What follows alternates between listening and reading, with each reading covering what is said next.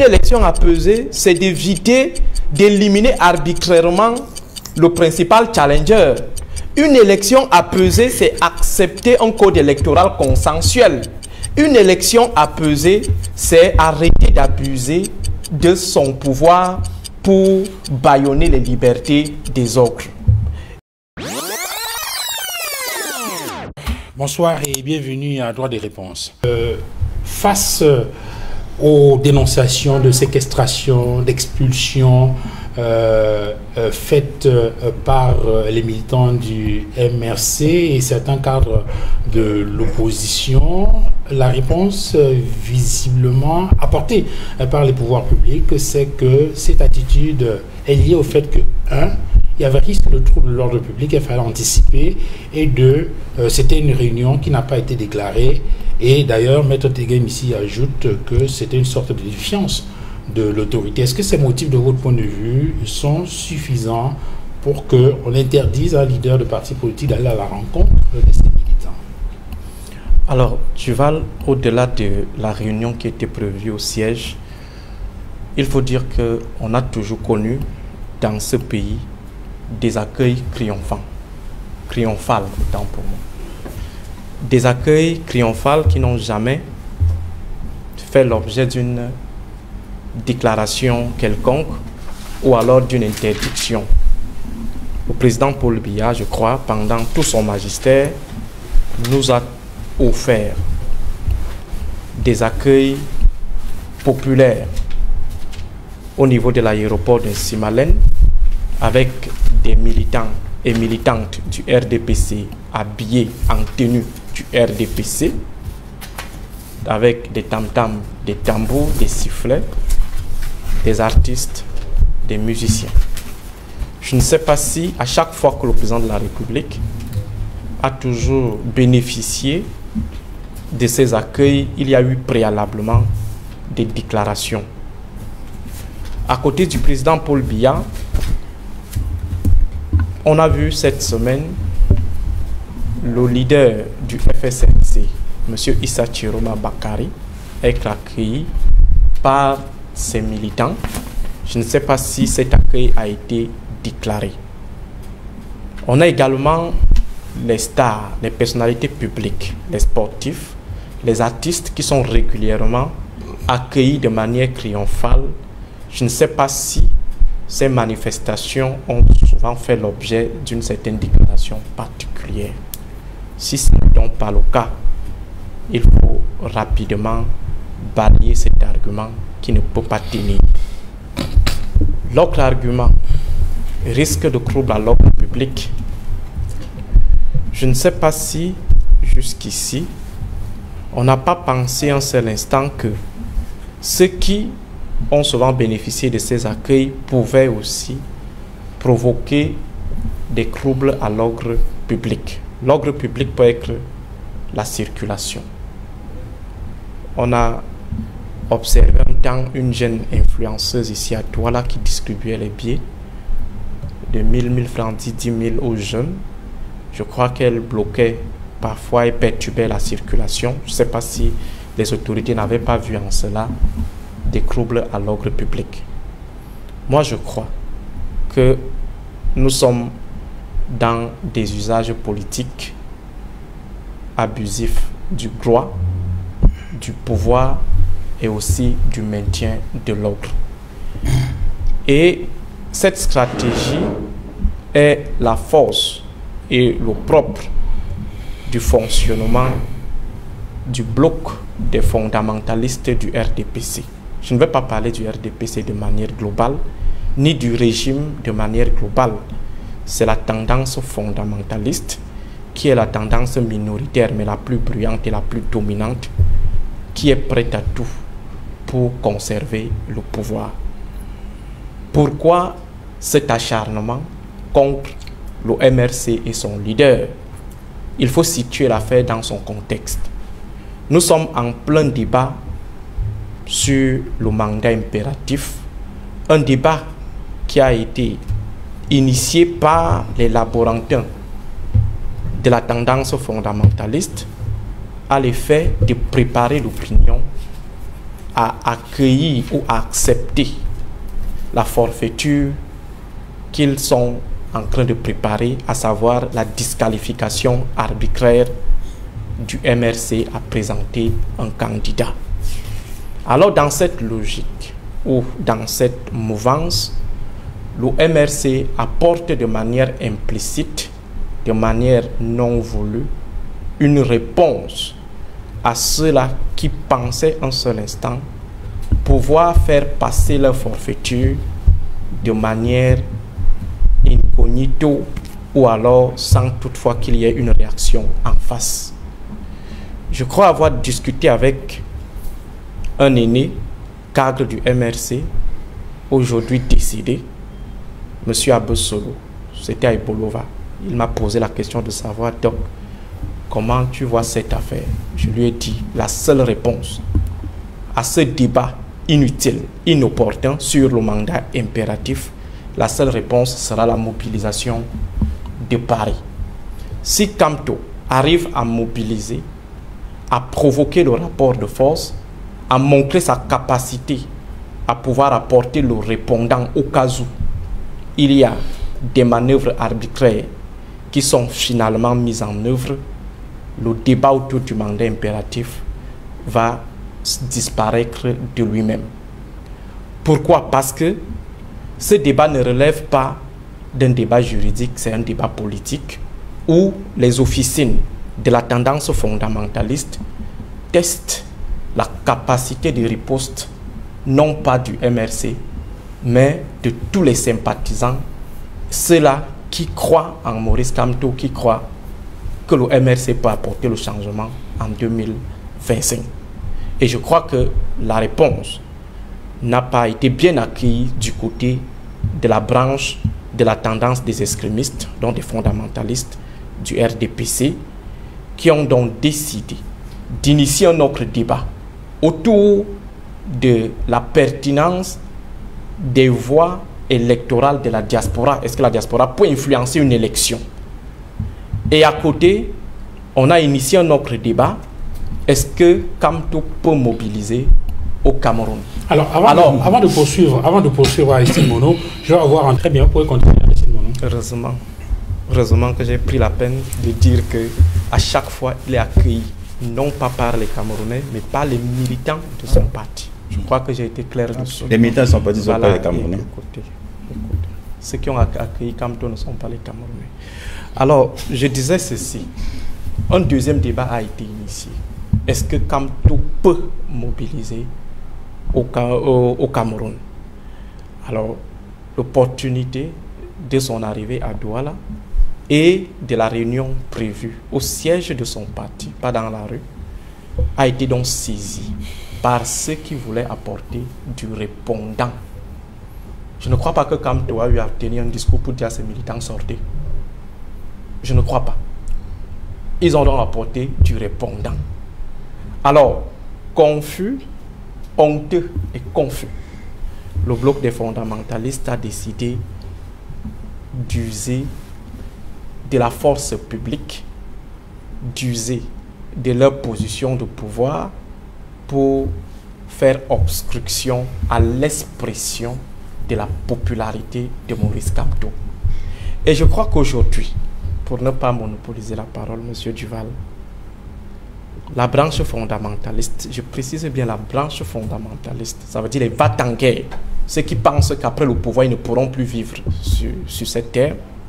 La branche fondamentaliste est dans un dilemme qui répond à une question fondamentale. Comment ne pas avoir Kamto sur notre dos en 2025? Ou disons, comment on peut continuer à conserver le pouvoir après 2025? Alors le dilemme, c'est le suivant. Quel est le meilleur risque? Quel est le moindre mal? Provoquer une crise préélectorale ou attendre une crise post-électorale? Tout ça dans le cadre de l'élimination arbitraire, soit par la disqualification, soit par un autre hold-up électoral. Et je crois qu'aujourd'hui, ils sont dans l'embarras et sont en train de voir dans quelle mesure ils peuvent finalement trouver une option moins risquée. Parce qu'il faut le préciser. Il est incompréhensible qu'un parti dominant qui se dit dominant fort soit à s'investir avec autant d'énergie dans la disqualification d'un adversaire qu'il considère comme le petit poussin. Comment se fait-il, je vais revenir sur cette image, que Francis Ngannou, sûr de sa capacité de battre Grand Pi, va se mettre en évidence, déployer toutes ses énergies pour qu'on disqualifie Grand Pi du combat. Pourtant, il suffit tout simplement d'une petite claque pour que Grand Pi soit mis KO. Il faut donc dire que, contrairement à ce que Maître Tegem venait de dire tout à l'heure, le RDPC a peur. Le RDPC veut trouver la meilleure astuce pour battre Kamto, soit avant les élections en le disqualifiant, soit après les élections en procédant à un hold-up électoral. Et ils sont en train de chercher le meilleur risque, ils sont en train de tâter le terrain. Et je crois que ce qu'on a vu à Paris et ce qu'on a vu à Douala, ces deux événements peuvent déjà situer les uns et les autres sur le fait que disqualifier arbitrairement Kamto est un risque, est un danger. Je dis bien un danger, je parle en tant que chrysologue. C'est un danger, ça veut dire que le bloc des fondamentalistes, s'ils aiment le Cameroun, si les partisans de cette tendance-là aiment le Cameroun, je les supplie, étant même à genoux, de laisser Kamto aller aux élections. Et peut-être jouer sur l'option du hold-up électoral. Alors, même du RDPC. Et deuxièmement, la longueur de son texte, parfois, est inutile aussi. Parce que lorsqu'on lit de bout en bout, on a l'impression qu'il dit la même chose en d'autres termes. Tout au long de son texte, il revient sur une même chose, l'insurrection, la déstabilisation, la haine tribale et tout ça. Bon, c'est pratiquement la même chose. Mais essayons de faire ce petit commentaire du texte auquel vous nous soumettez aujourd'hui. Lorsque M. Jean Kouete parle de haine et de violence, je ne sais pas s'il a suivi les médias ces derniers temps concernant l'affaire du mandat impératif et d'autres activités du MRC. Vous ne pouvez pas financer la presse à gage pour organiser des lynchages à l'encontre d'un citoyen qui n'est responsable de rien pour ce qui est du chaos camerounais, jusqu'au niveau de la présidence de la République. Organiser des débats sans contradiction et inviter 2 professeurs agrégés pour venir renforcer l'équipe des lyncheurs de Maurice Kamto. Je crois que c'est de la haine. Et la promotion de la violence aussi. Est-ce que c'est le RDPC qui a organisé le débat? Je ne sais pas, mais ce qui est là, c'est qu'il y avait sur ce plateau des représentants du RDPC et voilà. deux professeurs d'université pour lyncher, je dis bien pour lyncher le MRC, pour lyncher. Je ne sais pas si ce type d'émission concourt à consolider le vivre ensemble ou alors c'est la promotion de la haine et de la division. Lorsque Jean Kouete parle de la violence, Dr Oko est revenu sur des éléments palpables qui nous confortent à l'idée que la violence vient plutôt de l'autre côté. En 2008, par exemple, le gouvernement a reconnu la disparition des jeunes à Douala dans le cadre des émeutes de la faim, qui étaient en fait des émeutes contre l'éternisation de Paul Biya au pouvoir, dont la modification de la Constitution. Comme Dr Oko précisait tout à l'heure, qui est finalement responsable? c'est lui qui appelle à la manifestation ou c'est lui qui tue les manifestants. C'est comme si, dans l'imaginaire collectif, dans le camp d'en face, tuer un manifestant est un roi. Donc, la meilleure façon d'agir d'un État face à une manifestation, c'est de tuer. Et par conséquent, comme il est dans son droit, le fautif serait donc celui qui a appelé à la manifestation. Monsieur Jean Kouété parle des formations qui multiplient des appels. Je crois que, comme l'a relevé aussi au cours tout à l'heure, lorsqu'on est un homme, lorsqu'on est un acteur politique, que ce soit un regroupement ou un individu, on assume ses propos. Dites le MRC, dites Camto. Sinon, vous êtes simplement dans du commérage. Exactement. Le commérage pur et simple. Il se dit qu'il se pourrait qu'il y a que... Vous vous souvenez de cette vidéo de la fille du président qui ne voulait pas nommer, je ne sais pas quel membre de sa famille, elle faisait seulement le geste don de la bouche. C'est ce que MRC fait, en fait. Et... Non. Docteur Bono, vous allez reprendre la parole. Je voulais juste en 30 secondes être sûr, avoir l'avis. Maître Ortega, est-ce que vous pensez que le secrétaire général du comité central du RDPC s'adresse au MRC? Je voulais juste reprendre à cette question. Je suis quand même très surpris par l'attitude du docteur Mono. Un homme s'exprime, il lui dit ce qu'il devrait dire. Comment on est en démocratie? Ils font des leçons de démocratie. Monsieur le secrétaire général du comité central s'exprime, il donne son avis, il parle par des formules qui sont... Il s'adresse à qui selon vous? À qui il veut. On est en démocratie. On est en démocratie. C'est terrible. Ces mots sont ses mots à lui.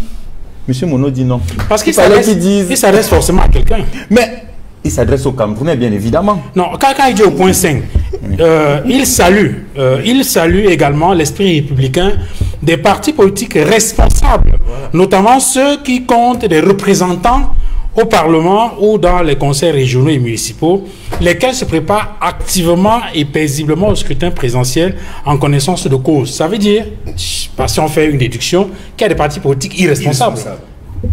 Excusez-moi, je ne fais pas de déduction. Quelqu'un écrit, lisez ce qu'il a dit. Ok. Je ne fais pas de déduction. Quelqu'un écrit, lisez ce qu'il dit. Je crois qu'il serait mieux de ne plus donner la parole à mes critiques. Non, la parole. Parce qu'il nous perd. Non, on doit la parole. Ok, bon, continuons avec notre petite étude de texte. Alors, si M. Jean Kouété ne peut pas assumer, et surtout que les révélations faites sont graves, parce qu'il parle d'insurrection, d'appel à un conflit interethnique, ça veut dire ce qui peut entraîner une guerre civile. Je crois honnêtement que les services de sécurité doivent entendre M. Kouété. Le CED, la DGSN ou la DGRE doivent entendre M. Kouété afin que, par mesure préventive, qu'on neutralise rapidement ceux qui veulent entraîner le Cameroun dans une guerre civile. Je crois que c'est important. Parce que si c'est moi qui le dis sur ce plateau, qu'il y a des individus qui préparent un coup d'État, je suis convaincu que avant la fin même de ce programme, il y aurait déjà des gens là au rez-de-chaussée en train de m'attendre pour aller s'expliquer devant les autorités de Douala. Monsieur Kouété fait une confusion entre la personne de Paul Biya, le président de la République, et Paul Biya, politicien, candidat. Alors, on ne va pas continuer à surfer sur les trois tableaux pour donner ou filer les coups en dessous de la ceinture aux adversaires. Et à chaque fois que ces derniers veulent riposter, on balance l'argument des institutions. Paul Biya est avant tout un homme politique, un politicien. Au même titre que Maurice Kamto, au même titre que Joshua aussi, au même titre que d'autres leaders de formation politique. Il est donc incompréhensible que, lorsqu'il faut attaquer les autres leaders, M. Paul Biya n'est pas une institution. Mais dès qu'on veut riposter, M. Paul Biya devient immédiatement une institution. Alors, s'il veut rester une institution, qu'il démissionne de la tête du RDPC et reste président de la République. Mais du moment où il est président d'une formation politique, d'une organisation, une association privée, Du moment où il est candidat, il doit accepter que les autres lui filent les mêmes coups qu'il leur donne de temps en temps. Il n'a pas encore dit qu'il est candidat. Alors, donc, moi je me dis, il faut que monsieur, il y ait dans l'esprit des militants du RDPC, cette division. Paul Biya, la personne de Paul Biya, père de famille, papa de Brenda et de Junior, et Franck aussi, et Paul Biya, président de la République, qui est astreint à la logique de accountability et d'accountability vis-à-vis des Camerounais, et Paul Biya qui est acteur politique. Deuxième élément, M. Nkwete estime que les Camerounais sont attachés aux valeurs ancestrales et par conséquent, ils ne doivent pas parler de l'âge du président de la République ou de son état physique. Alors, on aimerait donc savoir, est-ce parce que quelqu'un est patriarche ou a déjà un âge assez avancé qu'on devrait tolérer toutes ces imperfections ou toutes ces limites au nom du statut patriarcal? Si on a un mauvais patriarche ou un patriarche qui devrait normalement aller se reposer, je crois que le bien qu'on voudrait de ce patriarche, c'est de lui dire tout simplement, papa, c'est trop de peine pour vous. Vous craignez à gauche et à droite. Je ne sais pas comment les mecs comptent faire pour faire balader Paul Biya dans les 10 régions du Cameroun pour battre campagne. Je ne sais pas comment est-ce qu'ils vont faire. On dit également, Nkwete parle également des partis républicains, des partis responsables. Pour lui, un parti responsable, le lexique de sciences politiques de Jean Nkwete, un parti responsable, c'est un parti qui a des élus. Voilà un parti responsable. Dans le cas concret, ce sont des partis qui préparent l'insurrection. Moi, ce qui me désole dans cette affaire, c'est que le RDPC, sachant bel et bien que le Cameroun a des institutions en charge d'arbitrer en situation de polémique, veut se substituer à ces institutions pour dire finalement le droit. Si M. Kamto ou le MRC, disons, ne peut pas présenter un candidat, ou n'est pas en capacité de présenter un candidat, n'est pas éligible à présenter un candidat, je crois que ce débat-là ne devrait pas intéresser le RDPC. Ce débat ne devrait pas être arbitré par le RDPC. Il y a deux institutions, le Conseil électoral et la Cour constitutionnelle. Alors, comment se fait-il qu'un parti politique prenne le temps de rédiger plus de 6 pages pour expliquer aux Camerounais que le MRC ne pourra pas présenter un candidat? Mais c'est assez malsain. Et autre chose, le SG du RDPC demande une élection apaisée. C'est quoi une élection apaisée? Une élection apaisée, c'est d'éliminer arbitrairement le principal challenger.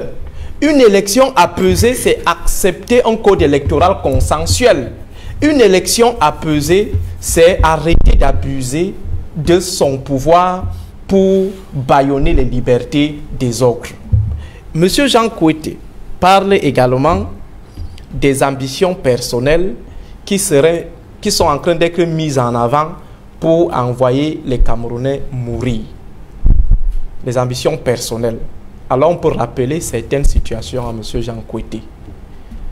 Les années de Braise, c'était pour des ambitions collectives ou des ambitions personnelles, maintien de Paul Biya au pouvoir. Les morts de 2008, c'était des ambitions personnelles, maintien au pouvoir ou des ambitions collectives. Et enfin, M. Jean Nkwete parle à la diaspora. Il demande à la diaspora de rester tranquille. Je crois que s'il aimait cette diaspora, il serait au devant de la scène pour défendre d'abord la double nationalité. Permettre à nos enfants qui veulent rentrer au Cameroun de rentrer calmement, de ne plus être obligés d'aller demander les visas pour rentrer chez eux. Et je crois qu'il est en train de s'agresser à la mauvaise cible. Nous, ici au pays, on peut tomber dans le langage propagandiste de Nkwete, mais nos compatriotes qui sont à l'étranger, qui ont déjà goûté à la démocratie, qui savent ce que signifie démocratie, qui ont déjà goûté au développement, ne pourraient jamais suivre ce que M. Nkwete est en train de dire. Et je crois aujourd'hui, pour chuter, M. Duval, il faut que le RDPC, nous sommes en pleine année électorale, s'attelle plutôt à nous dire ce qu'il a fait du Cameroun en 42 ans. Un candidat sortant défend son bilan. Il ne passe pas son temps à chercher à disqualifier ses adversaires de manière arbitraire. Je vais terminer par vous mettre Tegem. Je donne d'abord la parole à Edmond Kamga. Edmond, finalement, qui menace la paix et la stabilité dans notre pays. Et peut-être pour sortir de cette question,